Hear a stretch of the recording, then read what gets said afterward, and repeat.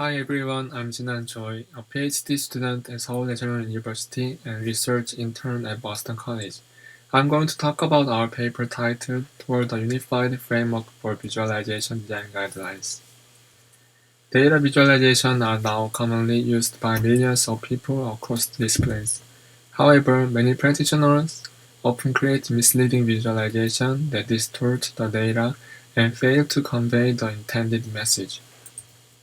Visualization design guidelines exist more than ever before, but these guidelines currently lack in providing perceptual and cognitive design considerations, including potential design pitfalls, caveats, and trade-offs.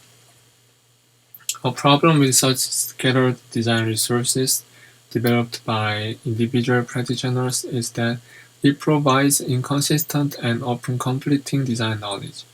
On the other hand, there are no concrete rules and principles for how a guideline should be structured to avoid such problems. In this work, we investigate the ontology of visualization design guidelines and develop a unified framework for describing the guidelines. At this stage, we focused on the web as a source of guidelines. We collected from commercial blogs run by data visualization software company and popular non-commercial blogs. Besides, we include relevant web pages in the source from search. After the selection, we reviewed all the posts and extract guidelines. Some guidelines were very general, while others were too specific and not generalizable, as they often deal with very minor issues and can be regarded as being too subjective. Additionally, some guidelines overlap with each other. We filtered this kind of guidelines. We derived code by iterative refinement process that continued until 3 researchers reached an agreement. With the collection of guidelines and the factors, we try to link them together to identify higher-order features and relational patterns to create a unified and generalizable framework for structuring guidelines. Through the analysis, we identify 8 attributes of visualization design guidelines: purpose, problem, approach, alternative, chart type, chart element, task type, and data type. We identified that design guidelines could be categorized into 3 characteristics according to the combination of the attributes. Problem solving is the major characteristic of the guidelines. It solves a problematic situation.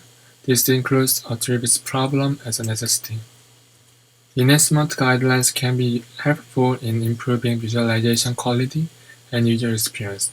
Unlike the problem-solving guidelines, some guidelines do not have issues that need to be resolved.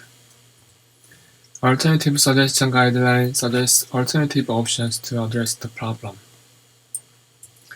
We proposed a template structure for data visualization guideline that can help practitioners find guidelines and evaluate them in a way to meet their needs.